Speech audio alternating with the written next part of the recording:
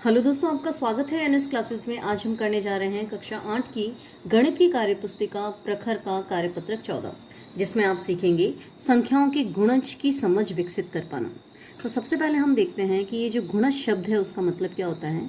गुणज शब्द का मतलब होता है दी हुई संख्या को अन्य संख्याओं से गुणा करने पर जो हमें संख्याएं प्राप्त होती है वो उस दी हुई संख्या की गुणज कहलाती है। हम गुणा किसी भी संख्या से कर सकते हैं, इससे कोई फर्क नहीं पड़ता। ठीक है, तो हम चलते हैं प्रश्न नंबर 1 पे। सबसे पहले प्रश्न में दिया हुआ है निम्नलिखित संख्याओं के 4 गुणज लिखिए।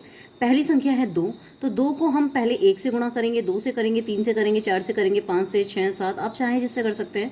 तो 2 के गुणज हो जाएंगे 2, 4, 6, 8 और 10। आप इस तरह से भी समझ सकते हैं गुणज का मतलब कि हमें 2 का पहाड़ा लिखना है, या जिस संख्या के गुणज लिखने हैं उस संख्या का पहाड़ा लिखना है। आगे चलते हैं 9 के गुणज हो जाएंगे 9, 18, 27, 36, 45। 11 के हो जाएंगे 11, 22, 33, 44, 55। 14 के हो जाएंगे 14, 28, 42, 56 और 70। दूसरा प्रश्न में दिया हुआ है दी गई संख्याओं के गुणज पर गोला लगाइए।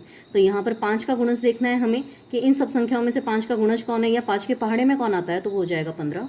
8 का गुणज हो जाएगा 8, 12 का गुणज हो जाएगा 24 और 16 का गुणज हो जाएगा 16। अगला प्रश्न है निम्नलिखित संख्याओं के गुणनखंड लिखिए। तो 3 के गुणनखंड हो जाएंगे 1 और 3, 8 के हो जाएंगे 1, 2, 4 और 8, 12 के हो जाएंगे 1, 2, 3, 4, 6, 12। गुणनखंड का मतलब होता है कि जो गुणनखंड संख्याएं हैं उन सब संख्याओं के पहाड़े में ये वाली संख्या आती है जिसके हम गुणनखंड लिख रहे हैं। 16 का हो जाएगा 1, 2, 4, 8 और 16।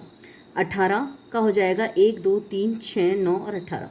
25 का हो जाएगा 1, 5, 25। 30 का हो जाएगा 1, 2, 3, 5, 6, 10, 15, 30 कि इन सभी संख्याओं के पहाड़े में ये संख्या आती है, या हम ये कह सकते हैं कि इन सब संख्याओं का भाग इस संख्या में जाता है।